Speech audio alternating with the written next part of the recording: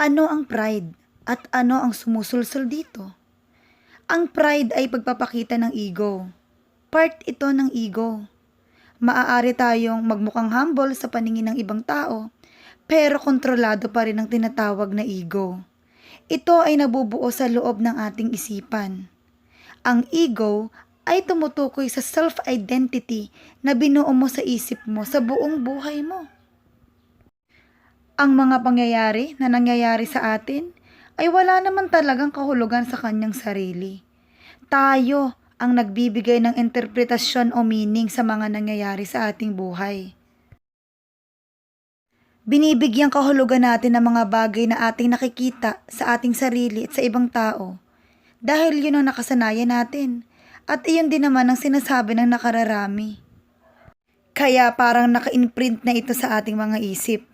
Ang ego ay walang konkretong realidad dahil gawa-gawa nga lang ito ng ating isip. Sa ganitong paraan din naman natin na-identify ang ating pangalan, edad, relihiyon, pananaw at trabaho. Ang attachment sa isang isipan ang gumagawa ng paniniwala at ang mga paniniwalang iyon ang nagdudulot sa atin ng emosyon. Kaya hindi ka ba nagtataka kung bakit kapag pinupuna ang ating relihiyon o kapag inaatake ang ating political principles ay na-offend tayo? Kung paano nating naiintindihan kung paano gumagawa ang ego, ay nakadepende sa level ng awareness natin tungkol dito. Ang mga tao na may pinakamababang level ng kamalayan sa ego ay hindi nga aware na ang ego ay nag-i-exist. At ang resulta, pag hindi mo alam na nag-i-exist ito, ay aalipinin ka nito. Ang mga tao naman na mataas ang self-consciousness ay nakikita ang ego na ito sa kanilang buhay. Naiintindihan ng mga taong aware na ito kung paano gumagawa ang paniniwala at kung gaano ang labis na attachment sa set na mga paniniwala ay naglilikha ng mga pagdurusa sa kanilang buhay. Kaya ang mga taong aware sa ego ay nagiging master ng kanilang isipan at may kapayapaan sa kanilang sarili. Ego is neither good nor bad. Resulta lang ito ng kakulangan ng self-awareness. Naglalaho ito as long as na nagiging aware tayo dito. Since ego and awareness ay hindi pwedeng magsama, kagaya ng kung paanong ang pananampalataya at pagdududa ay hindi rin pwedeng magsama. Ang ego ay napakamakasarili. Concerned lang ito sa sarili nitong survival. Nag-ooperate ito kagaya ng ating utak na ang survival ang priority. Ang ating mga ego ay hindi nagpapahinga. Hindi ito tumitigil. It wants you to be a go-better. Gusto nitong kumilos ka, may makuha ka, at maka-achieve ng mga dakilang bagay para maging somebody ka. Ang ating ego ay nangangailangan ng identity para mag-exist. At ito ay sa pamamagitan ng pagkilala sa mga bagay, tao, paniniwala at ideya. Ang mga negosyante o ang mga marketers ay naiintindihan na ang mga tao ay na-identify ang kanilang sarili sa isang bagay. Halimbawa, ang mga tao ay hindi lang basta nabili ng produkto. Binibili nila ang emosyon o istorya na naka-attach doon sa produkto. Kalimitan, nabili tayo ng damit o kotse dahil gusto nating magsabi ng kwento tungkol sa ating sarili. Kaya gusto nating ma-enhance ang ating status, magmukhang cool at i-express ang ating unique personality sa pamamagitan ng pagbili ng isang bagay. Wala naman talagang mali dito eh. Ang negative issue lang sa ganito ay kapag sobra ka nang na-attach sa material na bagay at paniwalaan mong ito ang magpupuno sa iyong pagkatao. Ego sa physical appearance. Kapag masyado kang concerned sa iyong itsura, mas madali kang magkaroon ng emotional pain. May kaunting imperfection lang na sabihin sa iyong ibang tao tungkol sa iyong physical appearance. Ego sa relasyon natin sa iba. Interesado lang ang ego sa kung anong makukuha natin sa ibang tao. Ego use people to strengthen its identity. Kung magiging honest lang tayo sa ating mga sarili, marirealize natin na halos lahat ng mga bagay na ina-attempt nating makuha ay ang motibo lang naman talaga na makuha natin ng approval ng ibang tao. Gusto nating maging proud ang ating mga magulang, gusto nating irespeto tayo ng mga tao at mahalin nila tayo. Ego sa pagitan ng parent-child relationship. Ang ego ng ibang magulang ay nagdudulot ng paglikha ng strong sense of attachment at identification sa kanilang mga anak. Ang attachment na ito ay base sa maling paniniwala na ang kanilang mga anak ay kanilang pag-ari.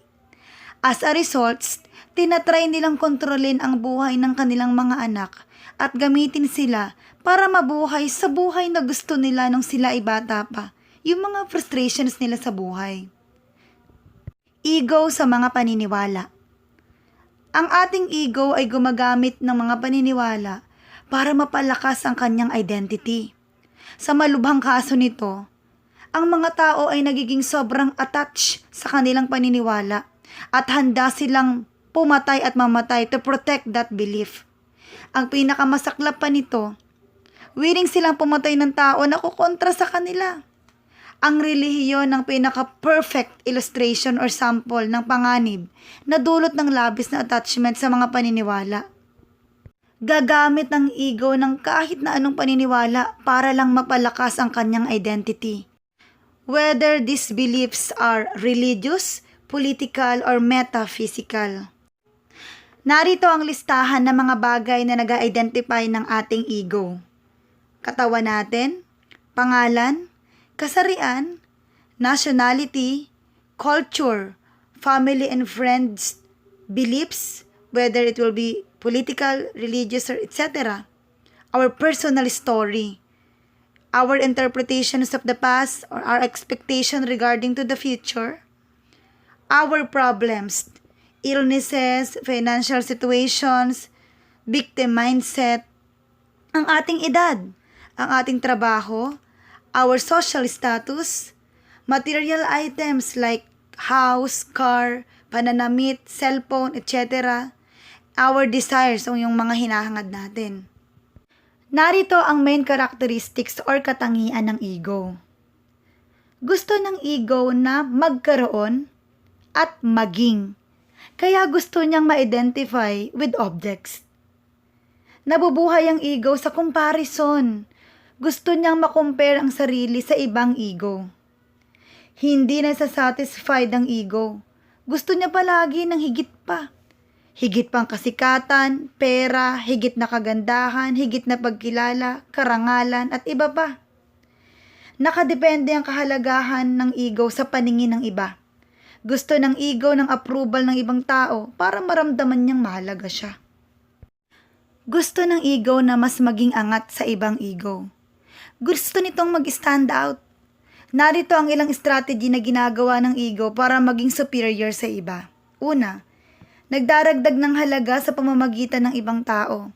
Halimbawa, kapag meron kang matalino o sikat na kaibigan, ang ego mo ay gustong maki-associate sa kanila para mapalakas ang kanyang identity. Kaya may mga tao na madalas magkwento kung gaano katalino, kayaman o kasikat ng kanilang kaibigan dahil parang nagre-represent na rin ito sa kanila. Next na strategy ng ego ay ang chismis. Ang mga tao ay nagchichismis ng buhay ng iba para maramdaman nila na sila ay naiiba at higit na mas perfect o nakakataas sa taong kanyang chinichismis.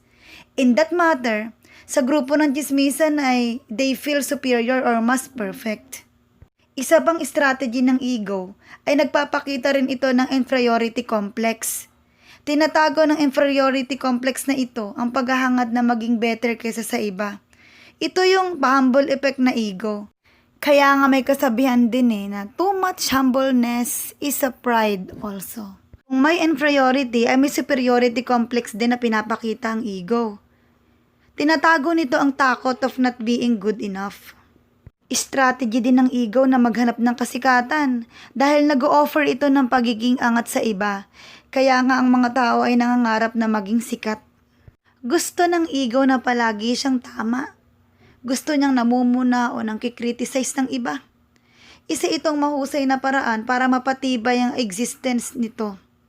Napapansin niyo ba na halos lahat ng mga tao ay naniniwala na palagi silang tama? At least in their own eyes. Kahit mga terorista nga'y naniniwalang tama sila . Mareklamo ang ego. Kalimitan halos lahat narireklamo nila, tao, bagay, pangyayari. Kapag ang tao ay nagrereklamo, naniniwala silang sila ang tama at ang ibang tao ang mali. Minsan nga kahit mga bagay nasisisi din natin, di ba? Halimbawa, kapag nasagi natin ang lamesa, tapos nasaktan tayo. Sa lamesa pa tayo galit kapag nasaktan tayo. Ang ego ay palaging naghahanap ng atensyon. Gusto niya kasing maging stand out. Gusto niya ng pagkilala, papuri at paghanga. Para lang makuha ang atensyon ng mga tao, ang iba ay gumagawa ng krimen, nagsusuot ng makakaibang damit o nagpipinta ng buong katawan para lang sila ay makakuha ng atensyon. Ang awareness sa gawain ng ego ay natutulungan tayong makontrol ang ating mga sariling kapalaluan.